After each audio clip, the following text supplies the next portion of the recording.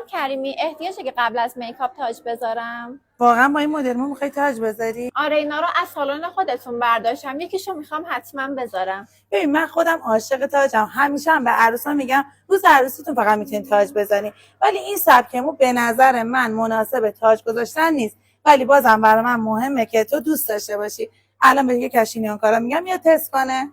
بچه یک کشینیان کارامونو صدا کنید. ماجرا حالا بده به من، بگو ببینم سبک میکاپ چی دوست داری. یه سبکی هست تو پیجتون که روسی طوره، ولی خب عروسکی هم دوست دارم باشه. خب بریم یه میکاپ تلفیقی برات بزنم که خیلی هم خوشگله. خب اینم از میکاپ تاج رو میاری نصب کنی؟ به نظرم نباشه بهتره. نظر منم همینه، دوستش ندارم. آخیش اینجوری بهتر شد.